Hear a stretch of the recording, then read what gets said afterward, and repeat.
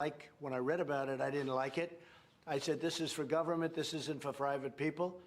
And it sounded to me like showboating, and I think I let my opinion be very strongly stated at the time. I didn't like it. It was showboating and maybe looking for funds, but you'll have to see what happens.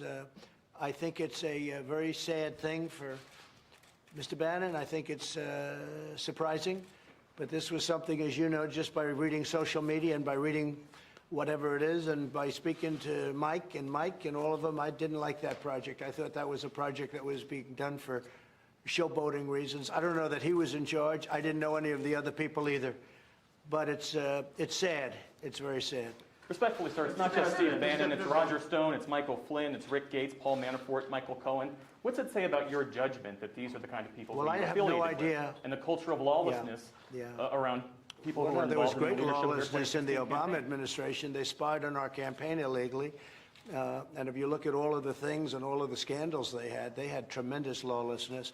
But I know nothing about, I was not involved in the project. I have no idea who was, but I can tell you I didn't know the people, the three people that were talked about were people that I did not know. I don't believe I ever met them. I don't think that should be a privately financed wall. I don't think it's too complex, it's too big. And we're now up to 300 miles, almost in another week and a half, we'll be up to 300 miles of wall at the highest level. They were even having construction problems. I was reading, the little I know about it, I got from you.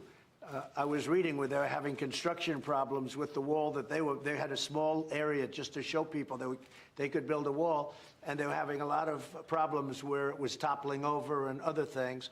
And I didn't like it because I didn't want to be associated with that. We built a very powerful wall. It was a wall that is virtually impossible to get through. It's very, very tough. It's very strong, and it's everything the Border Patrol wanted. And I didn't want to have a wall that was going to be an inferior wall, and I felt this was going to be an inferior wall. So I didn't know that. I didn't know about Bannon's involvement, but I didn't know the other people. But I do think it's a sad event. And again, Steve has had a great career at Goldman Sachs. He's had a career with a lot of other people. I haven't dealt with him at all over years now, literally years. And I guess this was a project he was involved in, but it was something that, in fact, you can see I made statements about it a long time ago. It was something that I very much felt was inappropriate to be doing. Okay. Please, go ahead. Mr. President. No, go ahead, please. Mr. President, the end of the militia roles in Iraq is one of the very important issues to stabilize the country in Iraq. How America is going to support ending the militia role in Iraq? You're very hard to understand. Could you maybe help me with that? Wait, go ahead, try it again.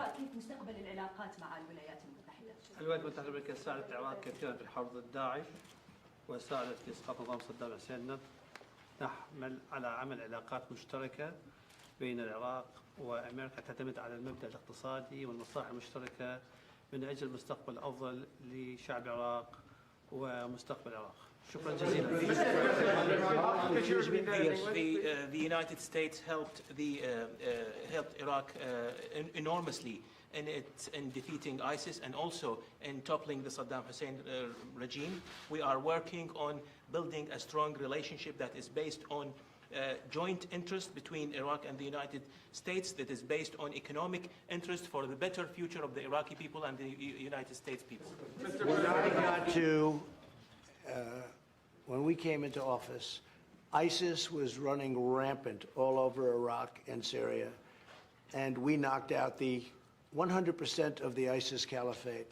But the Obama administration did a very, very poor job. They were running rampant all over.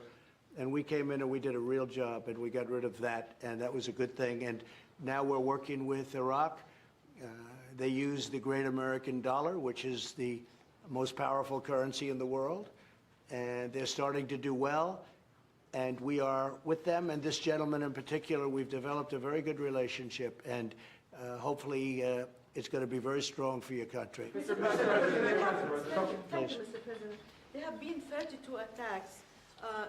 There have been 32 attacks in the last 10 months on U.S. interests in Iraq, particularly in the Green Zone and U.S. military bases. How are you going to help Iraq to halt these attacks by pro-Iranian militia? and to hold these people accountable.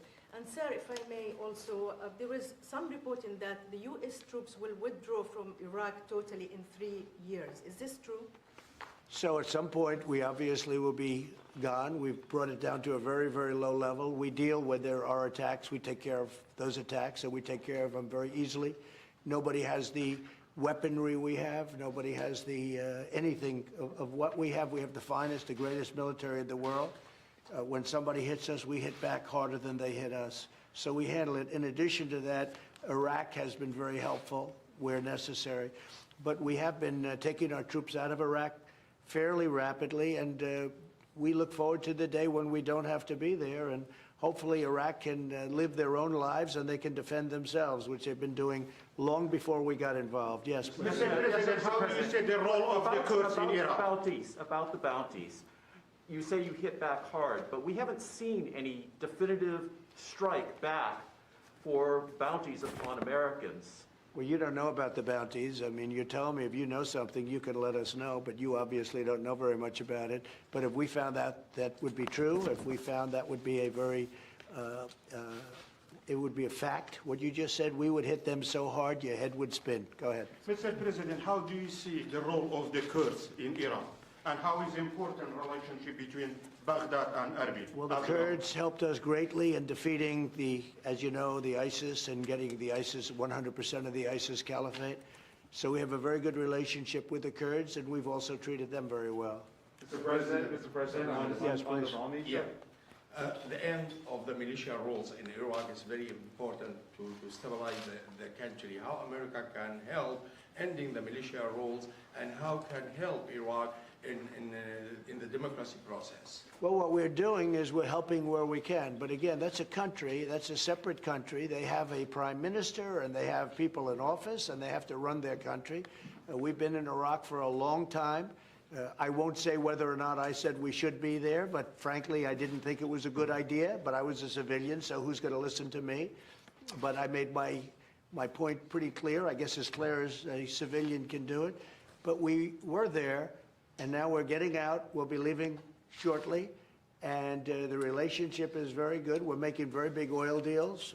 Our oil companies are making massive deals, and that's basically the story. I mean, we're very happy with the relationship that we've developed over the last couple of years. I thought before that, frankly, the United States was being taken advantage of, but we're going to be leaving, and hopefully we're going to be leaving a country that can defend itself. Mr. President, on the troops, Mr. President. In the United States, there were airstrikes on northern Iraq and Kurdistan region, killing one civilian. I know in your talks and your meetings here, you talk a lot about the sovereignty of Iraq. Is that something that you're looking for help from the United States? And Mr. President, if that's something if Iraq is asking for help in terms of the interference from the neighbors, not just Iran, but other neighbors where they're attacking northern Iraq? Well, they'll have to make a specific request, but certainly the Prime Minister has my ear. So if he does that, we'll take a look. They do have, it's a very unstable part of the world. And I'm not talking about Iraq. I'm talking about the whole of the Middle East. It's a very, very unstable part of the world. But we're there to help, and because of the relationship, we would certainly be willing to lend you the kind of support that you need. بكل تأكيد الاعتداءات التركية على العراق مرفوضة، والدستور العراقي كذلك لن يسمح للعراق بأن يكون منطلق لتهديد أي من جيراننا. بكل تأكيد عندنا حوار مع الأتراك لتصحيح هذا الوضع، ونتوقع أن حل هذه المشكلة فيما يخص السيادة العراقية، أنه الأتراك سوف يتفهمون ظروف العراق، وكذلك لن نسمح لأي طرف كان يهدد أي من جيراننا بخصوص الدستور العراقي يركز على أنه العراق لن يسمح أن يكون هناك تهديد منطلقا من أراضيه. Definitely, the Turkish attacks are not accepted.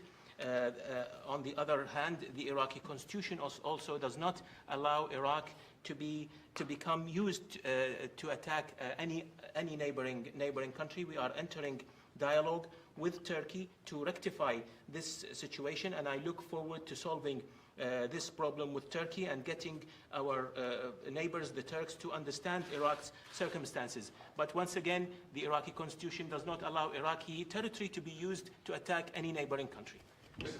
I will say this, the United States, and me in particular, has a very good relationship with Turkey and with President Erdogan, and we'll be talking to him.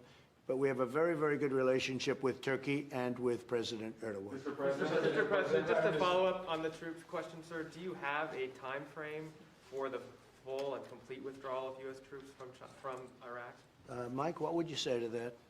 As soon as we complete the mission, the President's made very clear he wants to get our forces down to the lowest level as quickly as we possibly can. That's the mission he's given us, and we're working with the Iraqis to achieve that. We're at the lowest level now, Jeff. We're at the lowest level in Afghanistan that we have been at many years. We'll be down to about 4,000 troops in Afghanistan, and that will be when? A couple months, sir. Yeah, within a few months, a couple of months. Mr. President. As you know, in Syria, we're down to almost nothing, except we kept the oil. But we'll work out some kind of a deal with the Kurds on that. But we left, but we kept the oil, and we left the border. We said Turkey and Syria can take care of their own border. We don't have to do it, and that worked out very well. I remember when I did that, I was scorned by everybody. They said, this is terrible. Well, I did it. It's now 2 years ago. We did it with Mike Pence, went over and met with the various parties, and very successfully, and we removed our troops. Nobody was killed, nobody. And now they protect their own border like they have been for hundreds of years. And we've left. But we did keep a small force, and we kept the oil, and we'll make a determination on that oil fairly soon. And just one domestic question, sir. The Manhattan case about your taxes has now ruled that you do need to turn over your taxes. Do you have a reaction to that? Well, the Supreme Court said if it's a fishing expedition, you don't have to do it. And this is a fishing expedition, but more importantly, this is a continuation of the witch hunt, the greatest witch hunt in history. There's never been anything like it, where people want to examine every deal you've ever done to see if they can find that there's a comma out of place. No president has ever had to go through this. The Supreme Court shouldn't have allowed this to happen, but no president has ever had to go through this. But what the Supreme Court did do is say, if it's a fishing expedition, my interpretation is essentially you don't have to do it. So we'll probably end up back in the Supreme Court. But this is just a continuation of the most hideous witch hunt in the history of our country. We beat Mueller. We won at every level in Washington, in D.C. We won at every level.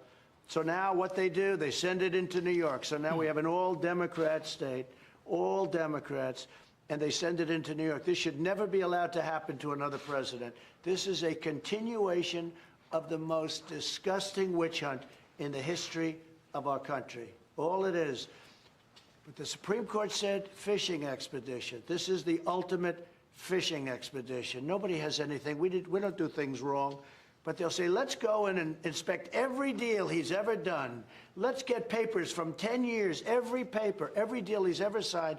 Maybe we can find where some lawyer made a mistake, where they didn't dot an I, where they didn't put a comma down someplace. And then we can do something. This is a disgrace, and this should never, ever be allowed to happen again. Right? Thank you very much. Mr. President, on Navalny, the Russian opposition leader, he was hospitalized and they think he was poisoned. Is that the U.S. government's determination? That We haven't seen it yet. We're looking at it, and Mike's going to be reporting to me soon. Okay? Thank you very much, everybody. Let's go.